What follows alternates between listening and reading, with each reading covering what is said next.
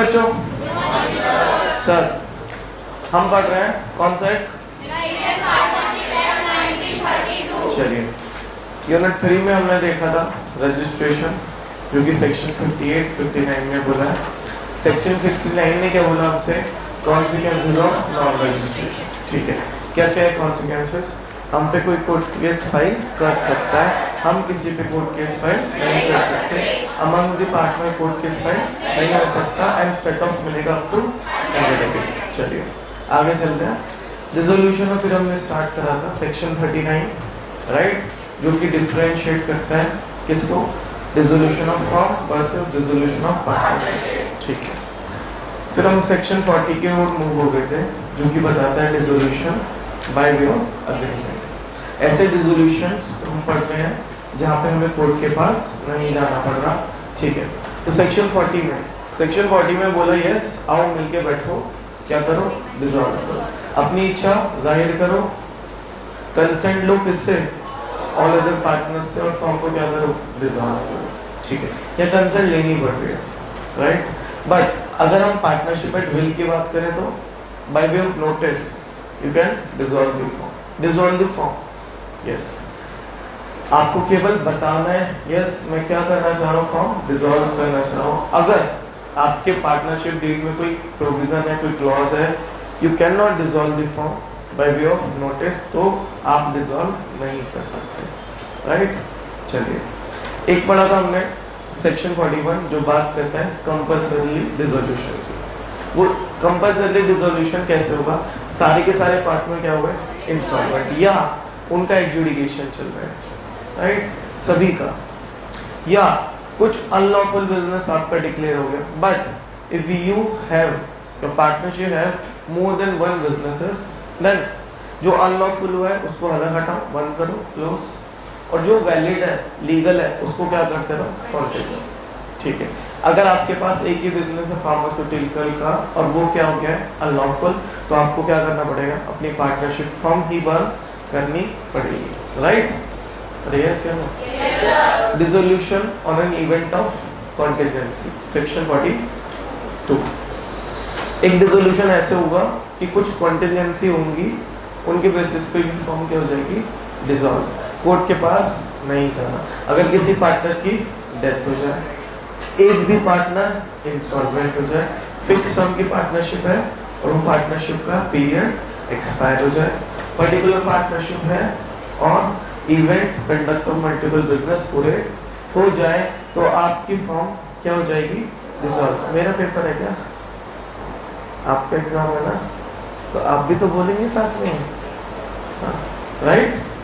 अरे यस या नो? चलिए section 40 talking about dissolution by way of agreement. 41 compulsory dissolution. Section 42 dissolution on happening of certain contingency, okay. Section 43 dissolution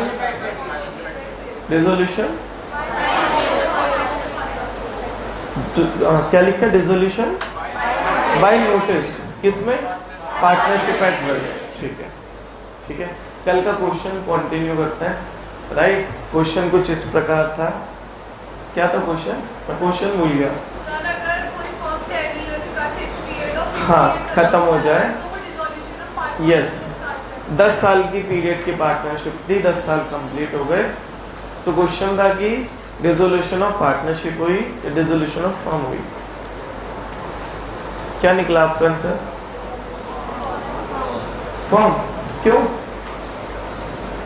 आप तो बोलते थे dissolution of partnership हुई, section 6 में लिखा है, कहीं से आवाज आई थी, सेक्शन 6 में ही लिखा है।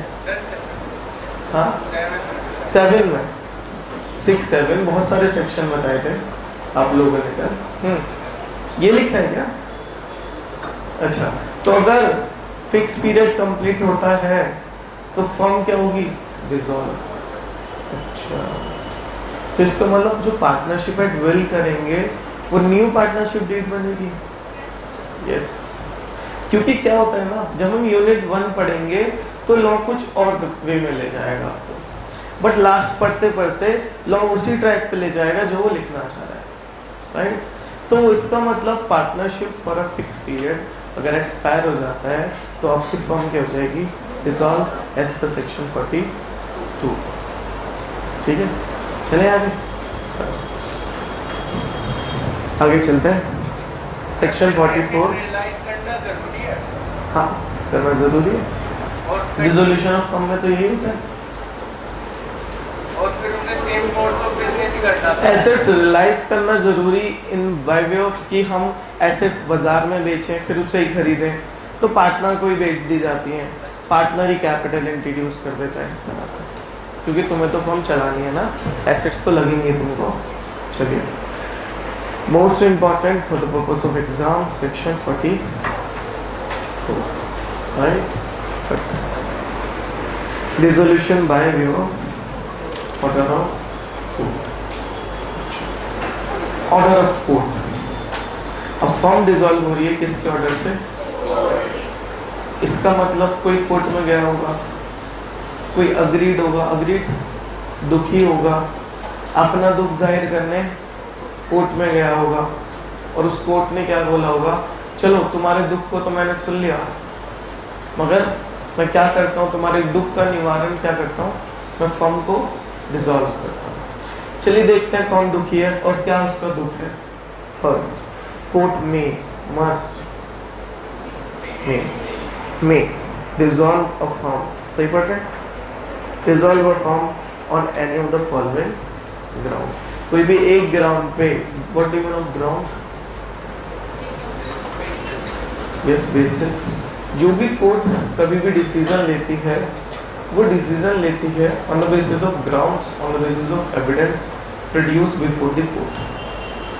अगर आप कोई भी एविडेंस नहीं रख पाएंगे तो हो सकता है दोषी को भी सजा ना मिल पाए, क्योंकि कोर्ट क्या कहता है, हमारे हाथों पे पट्टी बंधी हुई है, और अगर आप हमें कॉन्क्लूसिव एविडेंस दे देते हो, कॉन्क्लूसिव ग्राउंड्स दे देते हो, तो यस हम आपका कोर्ट केस डिसाइड कर सकते हैं, अदरवाइज हम कुछ नहीं कर सकते। तो इन किसी भी एक ग्राउंड पे, किसी भी एक, एनी लिखा है ना, any of the following grounds, आपको या आपके फर्म को क्या कर देंगे, डिसॉल्व कर देंगे। चलिए पढ़ते हैं, एक लाइन मैंने छोड़ी है, जानबूझ के छोड़ी है, वापस आऊंगा। चलिए, फर्स्ट है अनसाउंड माइंड। क्या कह रहे हैं, what do you mean of unsound mind? देखो, शायद लॉ में पहली बार ये वर्ड पढ़ा हो, पहले कभी पढ़ रखा हो या सुन रखा हो, आपने क्या सुन रखा है पहले वो क्लियर करना जरूरी है। What do you mean of unsound mind? पागल, हाँ बताओ, पागल। अच्छा, ये वही वाला पागल है जो हमारे मम्मी पापा बोलते हैं हमको, नहीं? अरे तो पागल है ऐसे, नहीं? तो वो भी तो बोलते हैं तेरी मेंटली कंडीशन अनस्टेबल है, तो ये वही वाला अनसाउंड माइंड है, नहीं? फिर डॉक्टर अप्रूव करता है, डॉक्टर ने अप्रूव कर दिया यू आर पागल, तो पागल हो, या वो वाला पागल है जो हमारा दोस्त बोलता है अरे तो पागल है, इन चक्करों में पड़ा रहता है, कौन सा वाला पागल है? Unsound mind declare by court, not doctor, है ना? अनसाउंड माइंड जिसको किसने डिक्लेयर कराओ, कोर्ट। लिख लो, ये वो पागल नहीं, क्योंकि पार्टनरशिप में पार्टनर्स होंगे, और पार्टनर हो सकता है दोस्त भी हो सकते हैं। इधर अब 4 दोस्त मिले, चलो एक बिजनेस करते हैं पार्टनरशिप में, अब एक दोस्त दूसरे दोस्त को पागल तो बोल ही सकता है, इतना तो हक रखते ही हैं, तो क्या इसका मतलब वो जो दूसरा दोस्त है वो पागल है, अनसाउंड माइंड है? क्या तीसरा दोस्त दूसरे दोस्त को पागल ठहरा के कोर्ट ऑफ लॉ में फर्म को डिसॉल्व करा सकता है? नहीं नहीं, ये अनसाउंड माइंड जो किसने डिक्लेयर करा है। चलिए पढ़ते हैं, मेरा partner has become unsound mind, मतलब declare by court, the court may must may dissolve the firm on a suit of other partners. For an example, कोई 4 पार्टनर थे, A B C D, B unsound mind हो गया, बाकी other partner court में जाएंगे और क्या बोलेंगे, हमें ऐसी पार्टनरशिप नहीं चलानी। रीजन भी, हम बी से ये भी तो नहीं बोल सकते आओ मिल के बैठो, वो मिल के बैठ के क्या हरकतें करेगा बताया आपको, है ना। तो अगर ये अनसाउंड माइंड हो गया तो हम इससे ये भी तो नहीं बोल सकते इसकी कंसेंट ही वैलिड नहीं होगी। ये क्या कहेगा, क्योंकि आपने कहीं शायद पढ़ा होगा लीगल डॉक्यूमेंट में क्या लिखा रहता है, मैं अपने होशोहवास में लिखा रहता है, और अनसाउंड माइंड वाला कैसे होशोहवास में नहीं। तो अगर ये कंसेंट दे भी दे तो भी आपकी फर्म डिसॉल्व नहीं होगी एज पर सेक्शन 40, राइट, क्योंकि डिक्लेयर किसने करा है, कोर्ट ने इसको पागल, और इसकी जितनी भी कंसेंट एक्सेप्टेंस होंगी वो वैलिड नहीं मानी जाएगी, राइट। तो इसके लिए फिर कहाँ जाए, कोर्ट के पास जाना पड़ेगा। अच्छा, जब भी हम कोर्ट के पास जाएंगे हम देखेंगे there is any scope of section 40 to 43, क्या हम पे कोई स्कोप है सेक्शन 40 से लेकर 43 तक कि हम कोर्ट के पास ना जाएं, विदाउट कोर्ट हम क्या कर ले फॉर्म को रिजॉल्व। तो सेक्शन 40 में कोई स्कोप है, आओ मिल के बैठो, नहीं। 41 में वो तो इवेंट बेस है कि सारे के सारे पार्टनर इंसॉल्वेंट हो गए, आपका बिजनेस क्या हो गया, अनलॉफुल। तो 41 में भी नहीं। 42 में कोई कंटिजेंसी आ रही है अनसाउंड माइंड की, नहीं। एंड 43 में 43 नोटिस देके कर सकते हो। अगर इसको नोटिस दोगे तो क्या करेगा, फाड़ देगा ये। तो इसको नोटिस देना वैलिड है क्या? नोटिस मतलब किसी के नोट करा रहे हो ना, तो नोट कर लेगा क्या? नहीं। तो देयरफॉर आप पे एक ही ऑप्शन बचता है, आप कहाँ जाओ, कोर्ट के पास। ठीक है, ठीक है। आगे लिखा है ब्रैकेट में, not a sleeping partner. What sleeping partner है? स्लीपिंग पार्टनर अनसाउंड माइंड वाले को बोल रहे हैं, या स्लीपिंग पार्टनर के लिए बोल रहे हैं कि वो पार्टनर जो कोर्ट में एप्लीकेशन लेके जा रहा है, किसके लिए बोल रहे हैं? क्या कह रहे हैं? Where a partner not a sleeping partner has become unsound mind. किसके लिए बोल रहे हैं? अनसाउंड माइंड के लिए। मतलब अगर कोई स्लीपिंग पार्टनर है, अगर मिस्टर बी हमारे क्या है, स्लीपिंग, सो रहे हैं, फॉर्म में सो रहे हैं, तो क्या आप कोर्ट के पास नहीं जा सकते? नहीं जा सकते, क्योंकि इनसे कोई फर्क नहीं पड़ने वाला। समझ में आ रही बात? इनसे क्यों नहीं फर्क पड़ने वाला? ये डे टू डे मैनेजमेंट में नहीं है, एक्टिविटी नहीं करते। हाँ, इनका जो पैसा है इनके लीगल रिप्रेजेंटेटिव, लीगल हेयर को दे देंगे, हम मना क्या कर रहे हैं? जो प्रॉफिट हम कमाएंगे एज एन पार्टनरशिप दे देंगे इनके लीगल रिप्रेजेंटेटिव को, ठीक है ना। उनका राइट तो प्रोटेक्ट है ना, तो ठीक है। अगर अनसाउंड माइंड वाला व्यक्ति कौन है, स्लीपिंग, तो आप नहीं जा सकते। कहाँ पर? कोर्ट के पास। हाँ जी सर, अगर इन्हें डिसॉल्व करनी हो तो फिर इन्हें किसको? अभी तो बहुत सारी चीज़ है, अभी तो बहुत सारा है, खत्म थोड़ी ना हो गया, अभी तो स्टार्ट करा है, ठीक है। चलो सर आगे चलते हैं। आगे चलने से पहले मुझे एक बात बताओ, कोर्ट के पास जब हम जा रहे हैं तो एक पार्टनर जा रहा है या सभी पार्टनर जा रहे हैं? अभी तो हमने बात करी उस पार्टनर की जो अनसाउंड माइंड है। अनसाउंड माइंड कौन निकल के आया? एक्टिव पार्टनर होना चाहिए। अगर एक्टिव पार्टनर अनसाउंड माइंड है तो ठीक है, आप कोर्ट के पास जाओ और फॉर्म को क्या करा लो। अगर जाएगा कौन? हाँ जी, सारे पार्टनर। हम वही पूछ रहा हूँ आपसे, कौन जा सकता है? हमारे क्वेश्चन में ए बी सी डी कौन?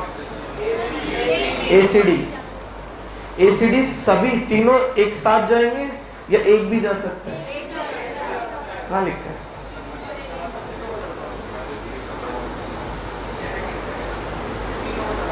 तीनों को जाना पड़ेगा, हाथ पकड़ के। अरे तो हंस रहे हो? हाँ, मतलब बात तो ये हो गई ना, रिप्रेजेंट करने वाला जा रहा है, ऐसे नहीं कह रहा मैं आपसे।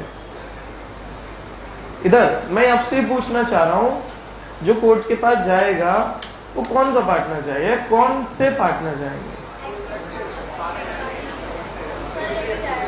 ए ही जाएगा, बस ए जाएगा। सीओडी बेकार है, ए का नाम पहले ए जाएगा जी। हाँ जी, सारे एक्टिव हैं, तीनों एक्टिव हैं, कोई भी। अब कहाँ लिखा है, यही तो पूछ रहा हूँ। देखो अपने में बात नहीं करनी है ना। हाँ जी, क्या रिजोल्यूशन निकाला आपने आईसीआई की क्वेरी का? हाँ, कोर्ट के पास तो जाना था, इतना तो पता था, सर ने पढ़ाया था। बट कौन जाएगा लेके एप्लीकेशन? सारे। कहाँ लिखा है? अरे अब ये भी नहीं बता रहे। अच्छा पढ़ते हैं दोबारा से पढ़ते हैं। अनसाउंड माइंड पढ़ रहे हैं, वापस से आओ। अनसाउंड माइंड पढ़ रहे हैं। मेरा पार्टनर, ठीक है, जो नहीं होना चाहिए, sleeping partner has become unsound mind. Okay, the court may dissolve the firm on a suit of other. तो सबको जाना पड़ेगा क्या? सबको जाना पड़ेगा। अच्छा, इसके ऊपर की लाइन पढ़ो। कोर्ट में कॉमा से पढ़ेंगे, at the suit of the partner, right, या ऑल अदर पार्टनर्स। स्टार्ट कर रहा है दी पार्टनर से, मतलब एक पार्टनर से, और अंदर क्या बोल रहा है? आप किसकी मान है? Contradictory provision. मेरी मान? क्या कह रहे हो? अब बताओ ना। चलो, हाँ जी, बच्चे कह रहे लॉ की मत मारो, मेरी।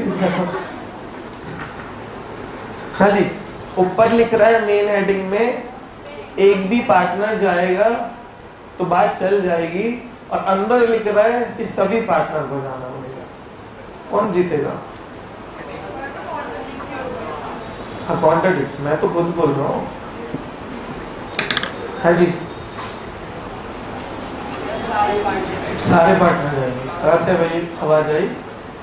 सारे। अच्छा, चलिए सेकंड पढ़ते हैं, फिर देखेंगे। डी पॉइंट कह रहा है permanent incapacity. Okay, where a partner other than a partner suing, okay, has become in any way permanently incapable of performing his duty as a partner, then the court may dissolve the firm. Such permanent incapacity may result from physical disability or illness, etc.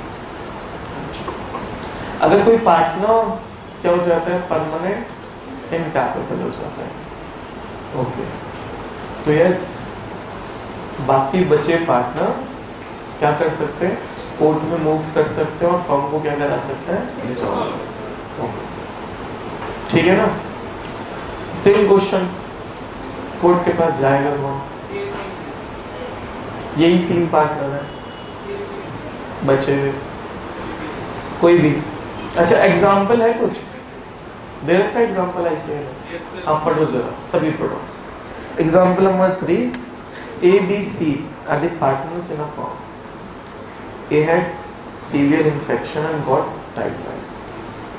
Due to this, he was not able to conduct the business for few days. बस few weeks. बस इतना ही पढ़ना है। Now, जो mister A है, जिनको क्या हो रहा है? टाइफाइड हो रहा है, वो बिजनेस नहीं कर पा रहे, बिजनेस एक्टिविटी का पार्ट नहीं बन पा रहे कुछ हफ्तों के लिए, तो बचे हुए पार्टनर जो बी और सी हैं, क्या कोर्ट के पास जा सकते हैं? क्यों? हफ्तों की तो बात है। वो बात क्या कर रहा है फिर हमसे? परमानेंट। सेकेंड वाले में ना, हाँ, permanent. This kind of illness cannot be treated as a ground of dissolution. Reason being, it is a temporary sickness. पढ़िए ऊपर का, temporary sickness is no ground for dissolution of firm. Mark कर लेंगे, important है।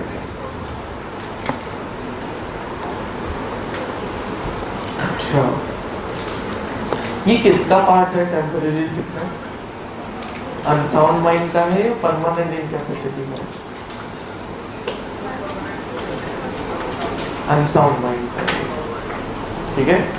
अच्छा, तो वो आपसे पूछ सकता है, एक पार्टनर को ये इलनेस हो गई XYZ, वो कुछ हफ्तों के लिए फर्म नहीं आ पा रहा, क्या किया जाए?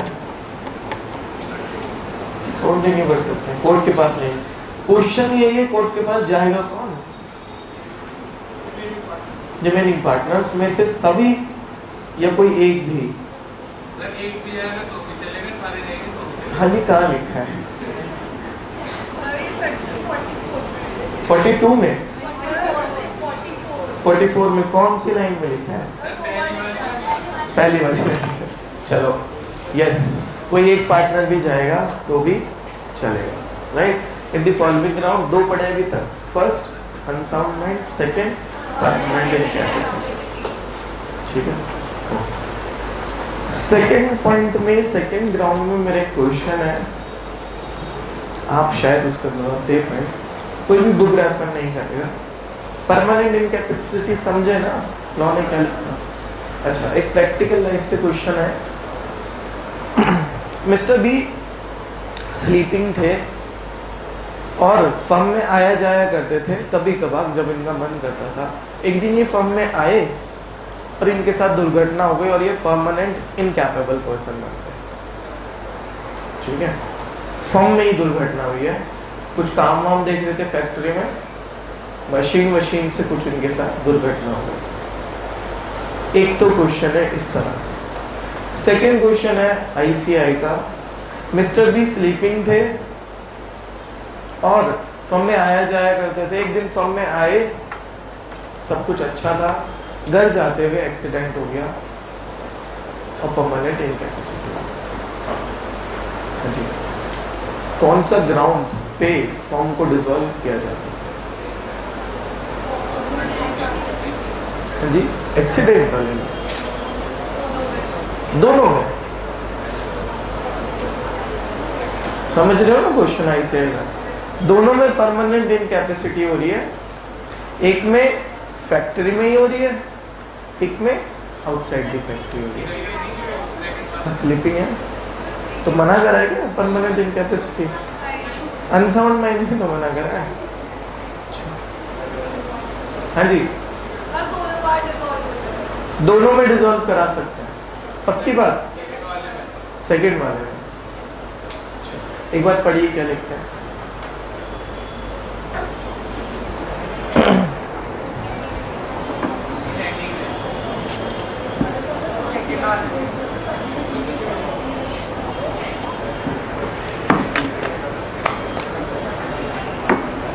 हाँ जी, क्या लिखा है?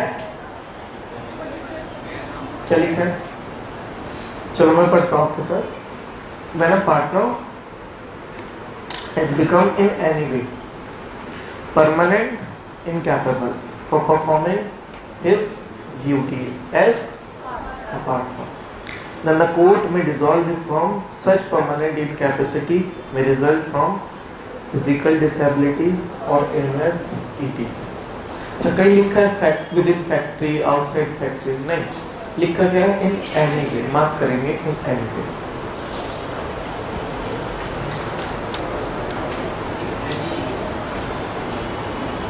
ठीक है,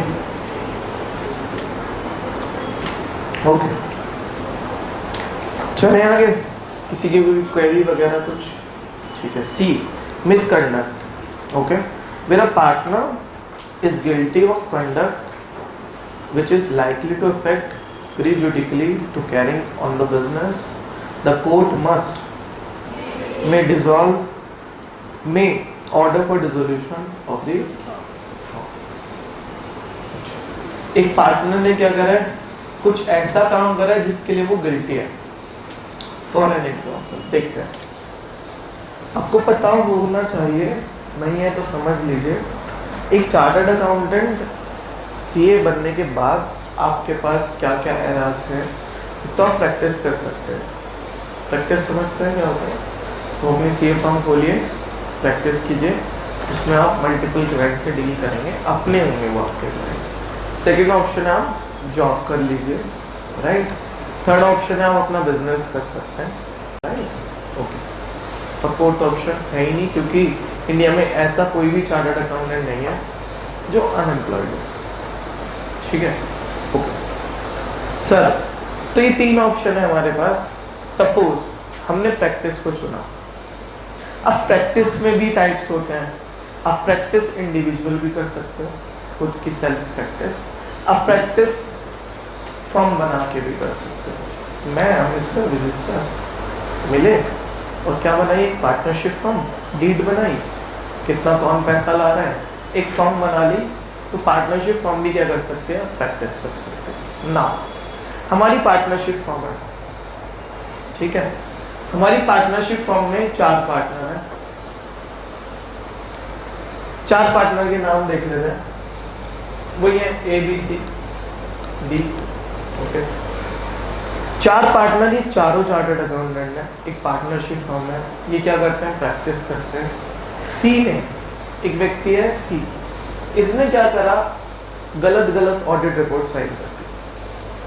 साइन जो करे, हाँ, audit report what. Chartered accountant क्या करता है, मल्टीपल वर्क कर सकता है।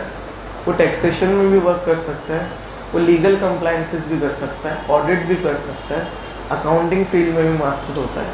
ऑडिट क्या होता है, फॉर एन एग्जाम्पल जो आपने बचपन से पढ़ा है, अकाउंटिंग एंड बुक कीपिंग पढ़ा है, यस।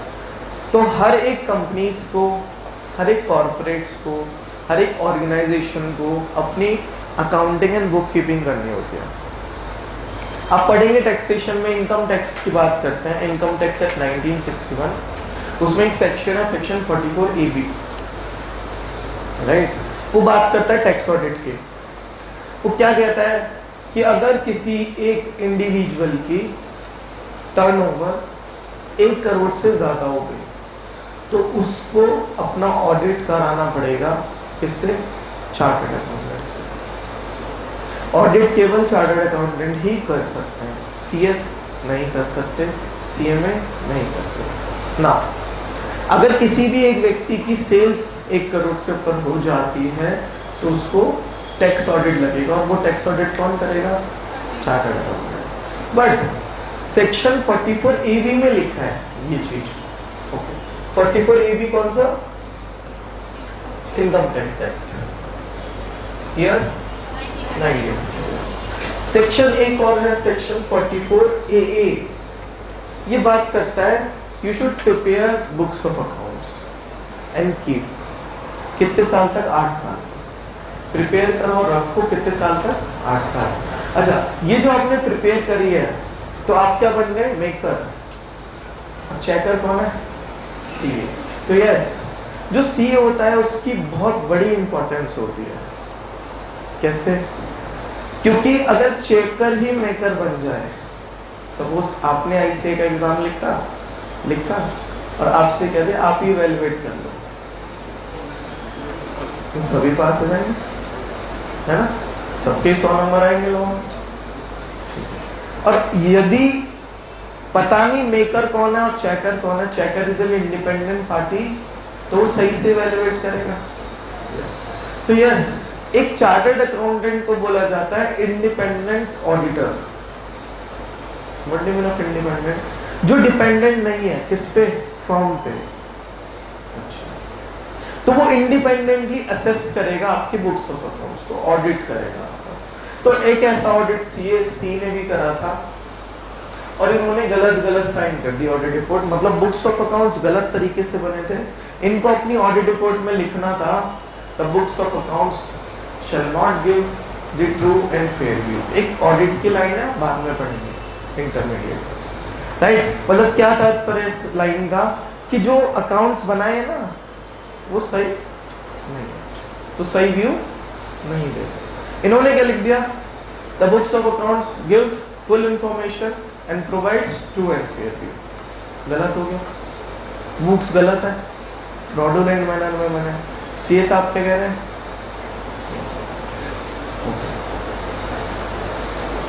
इस कारण से गवर्नमेंट ने चेकिंग करी और पता चला फर्म ने क्या कर रखा है, फ्रॉड। सीए की रिपोर्ट मंगाई, सीए रिपोर्ट में लिखा है बुक्स ऑफ अकाउंट्स क्या है, सही।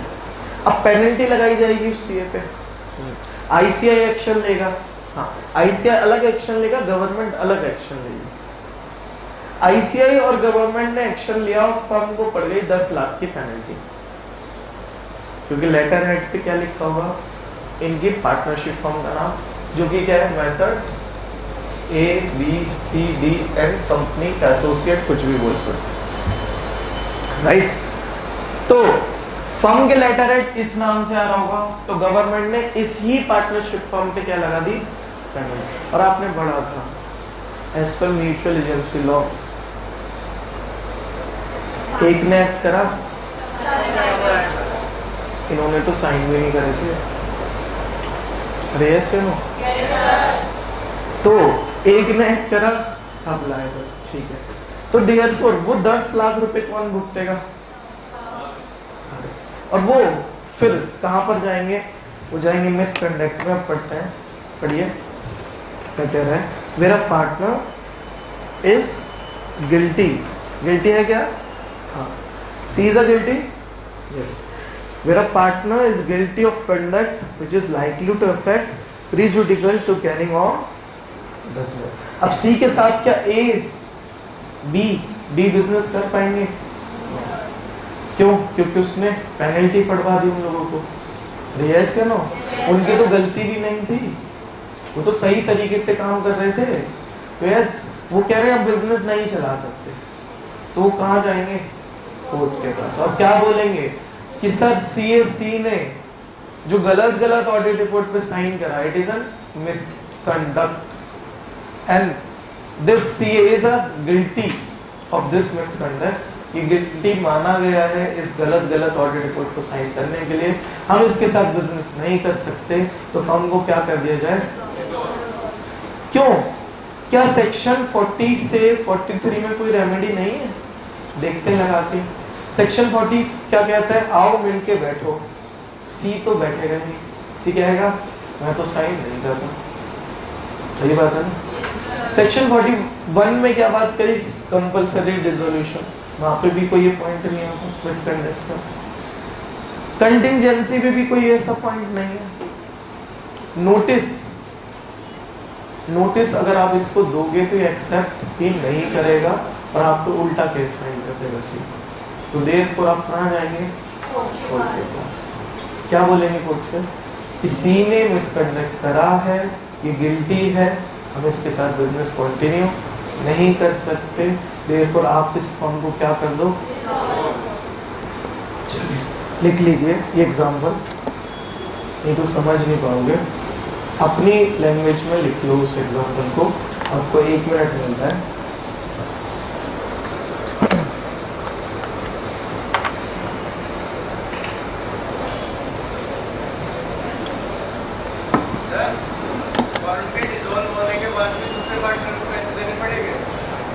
फर्म डिसॉल्व हो गई, हाँ, और जो आपने बताया था पेनल्टी लगी जस्टिस, हाँ तो देनी ही पड़ेगी ना, फिर म्यूचुअल एजेंसी क्या होगी, ऐसे तो कभी भी लायबिलिटी आएगी, फर्म डिसॉल्व करो और बच जाओ।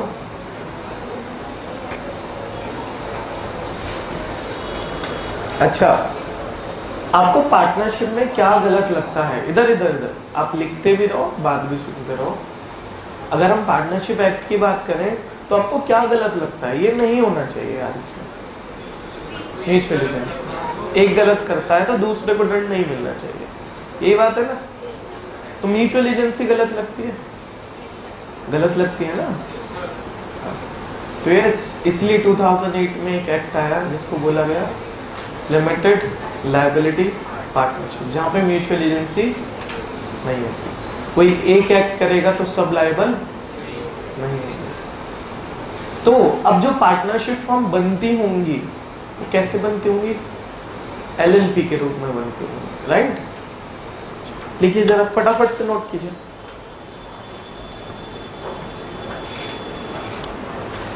हो गया, चलिए पॉइंट नंबर डी में आइए, persistent breach of agreement. Okay, persistent में लगातार, okay, where a partner other than the partner swing willfully मतलब जानबूझ के और persistently लगातार या तो जानबूझ के या लगातार, है ना। और लिखा है एंड, मतलब कुछ एक भी कंडीशन हुई तो चलेगा। हाँ लिख लीजिए और को मार्क करके।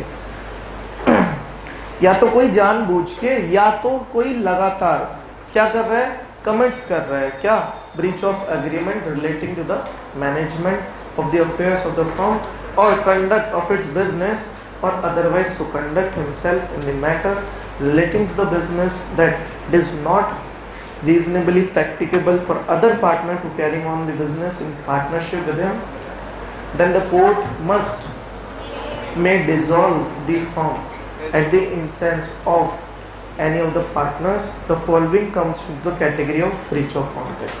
वो बोलना चाह रहे हैं, एक सेकेंड बस, वो ये बोलना चाह रहे हैं कि परसिस्टेंट ब्रीच ऑफ कॉन्ट्रैक्ट मतलब क्या।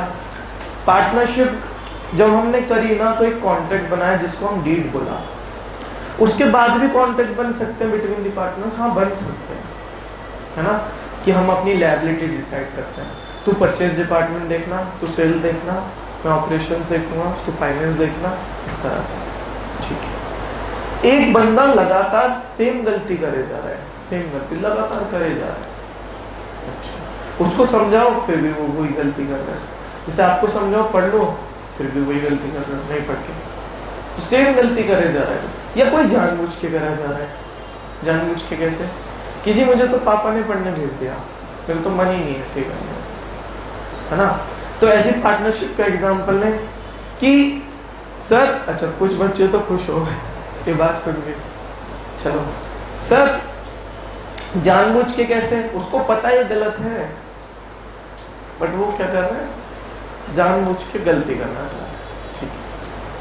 कौन सी गलती, तो नेक्स्ट पेज पे है वही गलती यहाँ पे आएंगी, जो 4 गलती आपको नेक्स्ट पेज पे मिल रही है। एक बार ये 4 गलती पढ़ लेते हैं फिर आपकी क्वेरी ले लेंगे जिसकी बच्ची के लिए। एम्बेजलमेंट, एम्बेजलमेंट मतलब छोटी छोटी चोरी, लिख लो, छोटी छोटी चोरी। जैसे 500 रुपये निकाल लिए फर्म से, है ना, छोटी छोटी चोरी,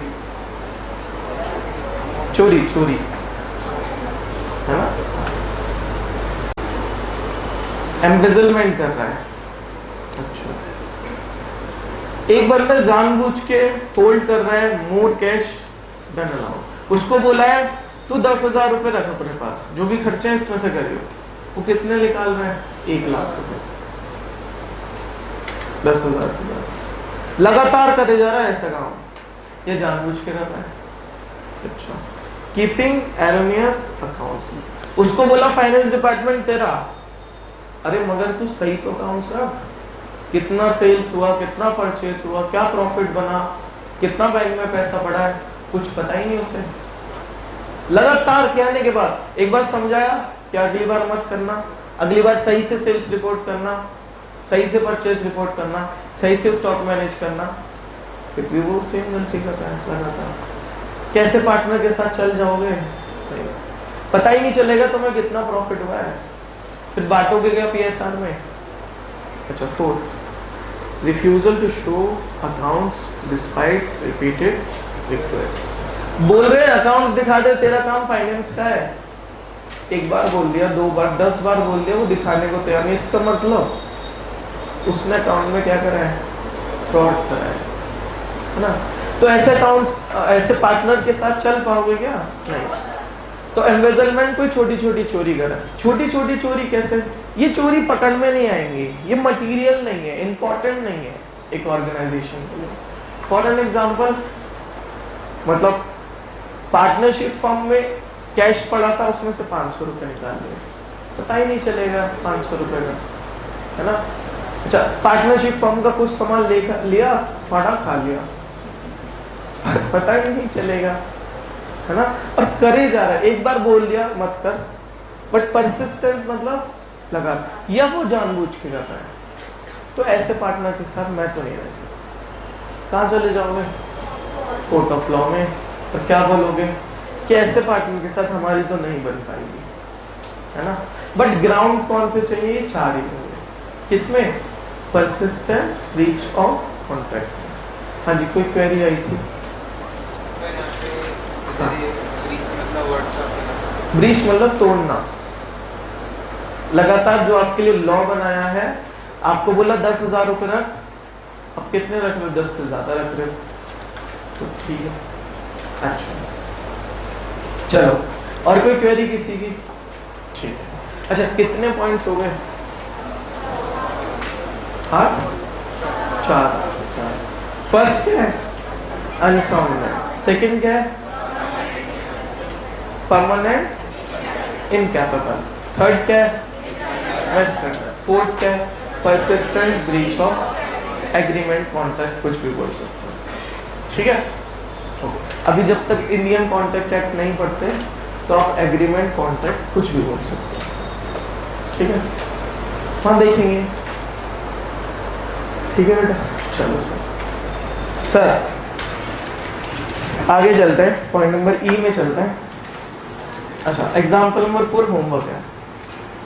पॉइंट नंबर ई में चल रहे हैं, transfer of interest. Okay, what do you mean of transfer? What do you mean of interest? First ownership लिख लीजिए। मैं 25% का ओनर हूं, मतलब हमारी फर्म में 4 पार्टनर हैं, हमारा PSR है 1:1:1:1। यस, मुझे जितना प्रॉफिट होता है 25% मिलता है। मैं कितने परसेंट का ओनर हूँ? 25। मैं ये 25% अपनी ओनरशिप बेचना चाह रहा हूँ, मुझे अच्छे पैसे मिल रहे हैं, क्या मैं बेच सकता हूँ? अगर कोई पार्टनर बेच रहा है तो पढ़िए क्या कह रहे हैं। मेरा partner other then the partnership has transferred या ट्रांसफरिंग, मतलब शुगर हैज ट्रांसफर्ड। देखो लॉ में यही मतलब होता है, अभी तक शायद इंग्लिश में इतने नहीं पढ़ते हैं डीप में। अच्छा, has transferred the whole of his interest in the firm to a third party, the court must may, क्योंकि कहीं मस्ट आएगा और जब मैं आपसे पूछूंगा कि कहाँ मस्ट था तो आप भूल जाओगे, इसलिए मैं बार बार एक ही गलती कर रहा हूँ। मुझे पता है मे ही लिखा है, ठीक है। द कोर्ट में, अभी तक मे ही आया था ना, याद रखना। द कोर्ट में dissolve the firm at the instance of any other partner. तो फॉर एन एग्जाम्पल 4 पार्टनर थे, सी ने अपने 25% शेयर्स बेच दिया। अब इसकी जगह कौन आ गया फर्म में? ई आ गया। ई से मेरी नहीं बन रही, तो ठीक है, मैं कहाँ जाऊंगा? Court of law. तो क्या बोलूंगा? सर देखो, मैंने सी के साथ पार्टनरशिप करी थी, उसने अपनी इच्छा से शेयर बेच दिया, वो हाँ बेच सकता था, बट मेरी ई के साथ नहीं बन पाएगी, तो फर्म को क्या करो? ठीक है। ऐसा नहीं है कि ई के आने पे आप फर्म मस्ट, आप 100% फर्म डिसॉल्व करोगे, नहीं, पहले चला के देखो ई के साथ। अगर चल जाता है तो ठीक है, वेल एंड गुड, नहीं चलता तो सेक्शन 44। ठीक है। हाँ, डिफरेंस में ये तो लिखा था कि जो मतलब ट्रांसफरेबिलिटी ऑफ शेयर्स होती है पार्टनरशिप और उसमें जॉइंट स्टॉक कंपनी के डिफरेंस में था कि कंसेंट लेना पड़ता है। हाँ, कंसेंट दिया, अभी पता थोड़ी ना था। फॉर एन एग्जाम्पल, मैं आपको लाइव एग्जाम्पल देता हूँ, अदरवाइज मत लीजिएगा। जब किसी की शादी होती है ना, मीटिंग्स वगैरह होती हैं, घर वाले मिलते हैं पहले, फिर वो लड़का लड़की मिलते हैं, है ना, कंसेंट लेते हैं मुझसे कि आप इस रिश्ते के लिए तैयार हो, वो भी पूछता है, वो भी पूछती है, कंसेंट ले रहे हैं, उसके बाद लड़ाई क्यों होती? कंसेंट तो ली थी ना, तो फिर लड़ाइयाँ क्यों होती हैं? तो वो तो बाद में पता चलेगा ना, चल पाएगी नहीं चल पाएगी। तो ऐसे ये भी तो बाद में पता लगाएंगे कि पार्टनरशिप इसके साथ चल पाएगी या नहीं चल पाएगी। Yes you know. हाँ, कंसेंट दे दी थी, हाँ मैंने ही बोला था कि इसको बुला लो ई को, बट बाद में पता चला ई एज एन पार्टनर मैं इसके साथ कंटिन्यू नहीं कर सकता। हाँ, जैसे एग्जांपल बोलिए। मतलब जैसे ABCD है, C ने AB और D को कंसेंट ना ले नहीं, ऐसा पॉसिबल है, ऐसा पॉसिबल है, कंसर्न लेनी पड़ेगी। चलिए, तो क्या कह रहा है, हाँ ट्रांसफर हो चुका है शेयर, अब हमें पार्टनरशिप डिसॉल्व करनी है, मैं नहीं कर सकता इसके साथ, ठीक है, डिसॉल्व करते हैं पार्टनरशिप। चलिए आगे चलते हैं, point number S, continuous perpetual losses, लगातार लॉसेस हो रहे हैं, कॉन्टिन्यूस लॉसेस हो रहे हैं। पार्टनरशिप क्यों बनाई थी, क्या हो रहा है फर्म में, ठीक है, बंद कीजिए partnership. The where the business of the firm can not be carried out on except at a loss in future also, तो आपको पता चल रहा है फ्यूचर में भी क्या है, the court must may dissolve में ऑर्डर फॉर इट्स डिसोल्यूशन। चलिए कितने पॉइंट हो गए, 6, 1 to 6, 6 to 1, correct. First, unsound mind, permanent incapable, misconduct, persistent breach of contract agreement, transfer of share, continuous perpetual losses। अब पीछे से चल रहा है, continuous perpetual losses, transfer of shares, persistent breach of contract, misconduct। अगर हम बोले sir हम पता नहीं क्या बोल रहे हो हम लोग, हाँ ऐसे कैसे बोलते हो तुम, जब मिक्स होके आते हो ना आज, तो इधर ऐसा लगता है कि कुछ भी सुना ही नहीं आ रहा। अच्छा दोबारा से बोलते हैं, 1 to 6, first unsound mind, second, third, fourth, ठीक है, फिफ्थ, सिक्स, कंटिन्यूस परपेचुअल। अब पीछे से चलेंगे, कंटिन्यूस परपेचुअल लॉसेस,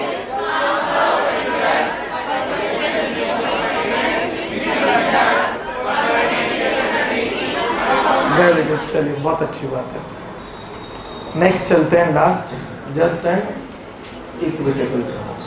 चलिए लास्ट है आपका, with the court consider any other ground to be just and equitable। कौन कह रहा था, कह रहा था कि अनसाउंड माइंड का कुछ पूछ रहे थे ना, जब मैं बोल रहा था अभी पूरा बचेगा जब पढ़ेंगे, क्वेश्चन था ना किसी का कि हाँ स्लीपिंग पार्टनर अनसाउंड माइंड हो गया, फर्म डिसॉल्व करनी है, तो यस आप कहाँ जा सकते हैं, just and equitable grounds.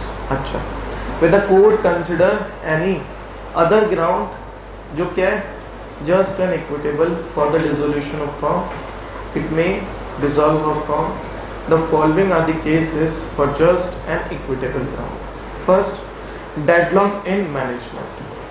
What do you mean of deadlock in management? What do you mean of management here? कौन मैनेज करता है पार्टनरशिप को? अच्छा, तो पार्टनर में डेडलॉक क्या, तो सुनिएगा, पार्टनर मीटिंग कर रहे थे, ठीक है, पार्टनर मीटिंग कर रहे थे, 4 पार्टनर हैं, 2 तो एग्री कर रहे हैं, 2 डिसएग्री कर रहे हैं, क्या होगा, डेडलॉक। चलिए दोबारा से एक एग्जांपल और लेते हैं, 4 पार्टनर हैं, 1 एग्री कर रहा है, 1 डिसएग्री कर रहा है, 2 कुछ बोल ही नहीं रहे, ऐसी कुछ स्थिति आ जाना जिससे लगे ना तो डिसीजन पास होने लग रहा है ना डिसीजन फेल, या तो पास हो डिसीजन या फेल हो, कोई और बिजनेस देखे, पता ही नहीं चल रहा पास है क्या फेल है, आधे बोल रहे हैं हाँ, आधे बोल रहे हैं ना, कुछ बोल रहे हैं हाँ, कुछ ना, कुछ बोल ही नहीं रहे, है ना। तो it is the condition the deadlock in management. ऐसी कंडीशन को मानते हुए कोर्ट आपकी फर्म को क्या कर देगा, जब आपको सुननी नहीं है एक दूसरे की, क्या करो फर्म को डिसॉल्व। चलिए आगे चलते हैं, नेक्स्ट क्या कह रहा है, लॉस ऑफ सबस्टेंडम। लॉस ऑफ सबस्टेंडम मतलब, अरे लॉस ऑफ सबस्टेंडम, फर्म में क्या हो रहा है, लॉस हो रहा है, एक तो कॉन्टिन्यूस लॉस है, एक ऐसा लॉस है जो इस साल हो रहा है हमारे को, ठीक है, मगर ये ऐसा लॉस है, इतना बड़ा लॉस है कि आगे फर्म चल ही नहीं पाएगी, तो इस फर्म को क्या करो, बंद करो, डिसॉल्व करो। नेक्स्ट कह रहा है where the partners are not in talking the terms between them. जो टर्म्स एंड कंडीशंस हैं, कोई ऑर्डर आया फॉर एन एग्जांपल, एक को बोला तो परचेज करेगा, प्रोक्योरमेंट करेगा, बट वो प्रोक्योरमेंट कब करेगा? जब उसे मार्केटिंग वाला ऑर्डर देगा, कितने पीस का ऑर्डर आया है, तो ही तो प्रोक्योर करके लाएगा रॉ मटेरियल। उनके बीच में कोई बातचीत ही नहीं है। अरे तुम्हारे बीच बातचीत नहीं है तो तुम बिजनेस कर पाओगे यार? तो फर्म को क्या करो? Gambling by a partner on a, gambling आप समझते होंगे है ना? आवाज आई गई होगी आपको कहीं ना कहीं से। कोई पार्टनर क्या कर रहा है? गैम्बलिंग कर रहा है स्टॉक मार्केट में, ठीक है? तो यस, ये जस्ट एन इक्विटेबल ग्राउंड है, अच्छा नहीं माना जाएगा क्योंकि इसमें लोग बर्बाद होते हैं, है ना? तो ये फर्म को क्या कर देगा? बर्बाद कर देगा। तो ठीक है, जस्ट एन इक्विटेबल ग्राउंड, और आप अपनी फर्म को क्या करा लो? डिसॉल्व। ठीक है, एक चार्ट दे रखा है इसके, देखते हैं। Dissolution of firm without order of court, section 40 से 43, by way of order of court section 44, अच्छा सेक्शन 40 to 43 देखना है पहले। बाय म्यूचुअल एग्रीमेंट सेक्शन लिखते जाएंगे अगर नहीं लिखा तो। Compulsory dissolution 41, on happening of certain contingency भी लिख लो इसके आगे, on happening of certain events oblique contingencies section 42। Section 43 कब लिखिए? Partnership agreement, only and only partnership agreement. Section 44 पे आएंगे फिर आप फटाफट से। पहला लिखा है इंसैनिटी, मतलब अनसाउंड, वेरी गुड, लिखिए जरा। फिर है मिसकंडक्ट, ठीक है, इन्होंने थोड़ा शफल कर दिया, कोई बात नहीं। फिर है permanent incapacity, persistence, breach of agreement, transfer of interest, continuous losses, just and equitable ground। ठीक है, जस्ट एंड इक्विटेबल ग्राउंड में ये चार ही होंगे बस। और कोई क्वेश्चन? सर वही वाला जिसके अंदर वो एक स्लीपिंग पार्टनर था और बताया तो आप यहाँ जा सकते हो ना, जस्ट एन इक्विटेबल ग्राउंड में। इधर देखिए, जस्ट एन इक्विटेबल ग्राउंड की लाइन ही कहाँ से शुरू हो रही है? Where the court consider any other ground. अच्छा, बताया है जस्ट एन इक्विटेबल ग्राउंड में ये है, बट कोर्ट के पास क्या होती है? पावर होती है अपनी। लॉ में पावर इतनी है, उसमें 4 ही सब्सटेंस दे रखे हैं, बट कोर्ट चाहे तो उसको लग रहा है कोई ऐसा ग्राउंड आ गया यार फर्म को बंद ही करना चाहिए, तो ठीक है कर सकते हैं। बट अगर आप बात करोगे जस्ट एन इक्विटेबल ग्राउंड में, तो कितने ग्राउंड है आपके लिए? क्योंकि आप प्रिडिक्ट नहीं कर सकते कि कौन सा कोर्ट किस ग्राउंड को मान रहा है। आपके लिए जस्ट एन इक्विटेबल ग्राउंड में 4 सब्सटेंस हैं, ठीक है? हाँ जी, और कोई क्वेश्चन? सर कॉन्टिन्यूअस और परपेचुअल लॉसेस में जो है वो एग्रीमेंट से भी हो सकता है कि पार्टनर्स एग्रीमेंट करने की एग्रीमेंट। एक सेकेंड, अगर कोई क्वेश्चन पूछ रहा है तो ध्यान से सुने करो। हाँ सर, कॉन्टिन्यूअस और परपेचुअल लॉसेस में कोर्ट के पास जाने की क्या जरूरत है? मतलब एग्रीमेंट करके भी तो ले सकते हैं ना कि पार्टनर। एग्रीमेंट करके आप कर सकते हो, बट मतलब आप कह रहे हो कि कॉन्टिन्यूस लॉस हो रहा है तो आप म्यूचुअली आओ बैठो, हाँ कर सकते हो, मगर इसका अच्छा वे ऑफ आउटवर्ड क्या रहेगा कि आप कोर्ट के पास जाओ और क्या करो? फॉर्म को डिसॉल्व करो। रीजन भी कोर्ट जब बोलेगा ना फॉर्म डिसॉल्व, तो हो सकता है कुछ क्रेडिटर्स आपके पैसा ना लें आपसे, बट आप जब खुद डिसॉल्व करोगे ना तो क्रेडिटर्स क्या मांगेंगे? पैसा मांगेंगे, राइट? चलिए, और कोई क्वेश्चन? मैंने बताया ना, जैसे करंट ईयर में बहुत इतना तगड़ा लॉस हो गया कि अब फर्म चल ही नहीं पाएगी, ठीक है? अच्छा, और कोई कुछ? चलिए, सेक्शन कहाँ से कहाँ तक? 39 से 44, है ना? क्या आता है हमारा? डिसोल्यूशन। बता सकते हैं कहाँ क्या लिखा है? मुझको बता सकते हैं ना? हाँ, अच्छा, हाँ मस्त लिखा है।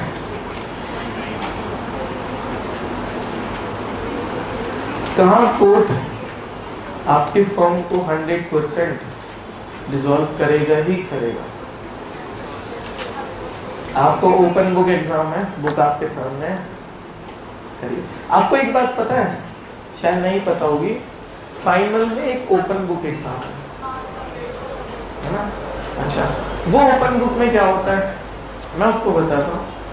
ICAI वैसे तो आपको 3 घंटे देगा एग्जाम को क्रैक करने के लिए, बट ओपन बुक में देगा 4। ठीक है, वो आपको इनवाइट कर रहा है, आओ जो भी लेके आना आओ और हमारा एग्जाम क्रैक करो।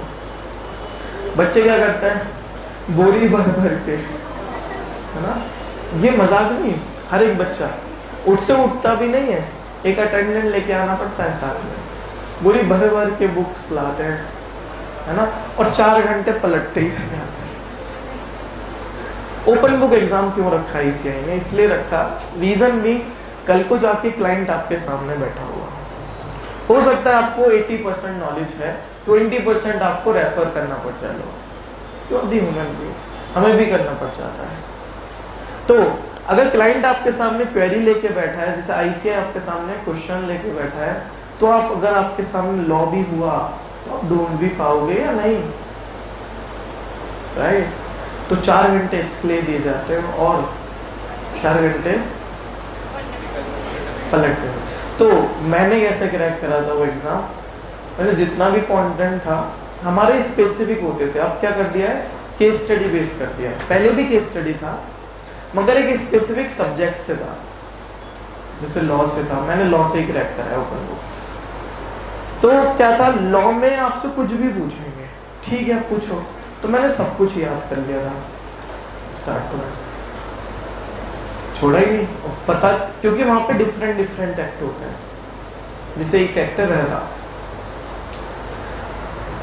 कब लगता है, फॉर एन एग्जाम्पल, अगर एक बिल्डर 8 से ज्यादा अपार्टमेंट बना रहा है या 500 स्क्वायर मीटर 500 स्क्वायर मीटर से ज्यादा जगह में कुछ कंस्ट्रक्शन हो रहा है, तो उस प्रॉपर्टी को रेरा अप्रूव कराना पड़ता है।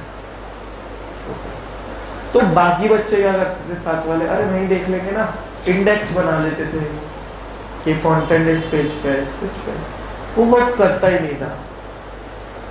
क्योंकि आप जब भी उस कंटेंट को निकाल सकते हो जब आपको पता हो कि वो है या नहीं, लिखा है कि नहीं लिखा, राइट? तो मैंने सब कुछ पढ़ लिया था उसमें। अब क्या कर दिया इन्होंने, अब स्पेसिफिक सब्जेक्ट हटा दिया है। पहले क्या था, आप टैक्स में ओपन बुक कर लो, लॉ में कर लो, अकाउंट्स वगैरह वगैरह बहुत सारी चीज है। अब क्या कर दिया है, सब कुछ आएगा जी। हो सकता है एक क्वेश्चन अकाउंट्स का पूछ लें, एक FM से पूछ लें, एक लॉ से पूछ लें, एक टैक्स से पूछ, तो बच्चा सारी बुक लेके चलता है। हाँ, मतलब जैसे आपके 6 पेपर होंगे तो बच्चे 5 पेपर में से वो कहीं से भी क्वेश्चन आ सकता है, तो आपको 5 पे मास्टरी करनी है इंडिविजुअली, और 6 में भी करनी है, क्योंकि कहीं से कुछ भी पूछ सकते हैं, राइट? तो ऐसे मैं पूछ रहा हूँ आपसे, मस्ट का लिखते हैं, कहीं भी नहीं लिखा। अच्छा, पक्की बात, एक बार और देखिए।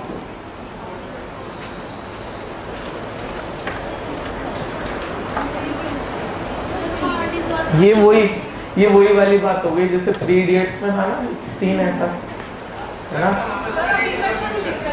अच्छा, अभी तक तो नहीं।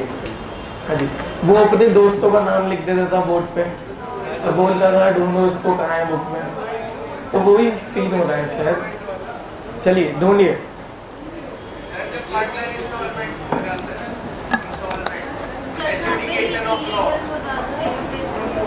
हाँ, मुझे लाइन पढ़नी है वो।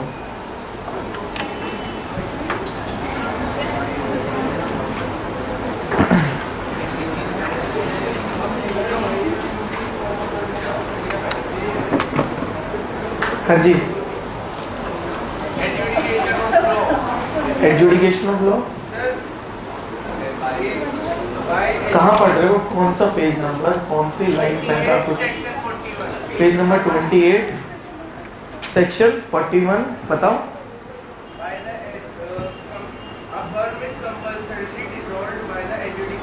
all the partners or all the partners are involved. तो यहाँ फॉर्म डिसॉल्व कर रही है by way of order of court. Sorry. जी बहुत सारी। हाँ जी चलिए विद दिस कंफ्यूजन आज की क्लास करते हैं, कल बात करेंगे इस पर।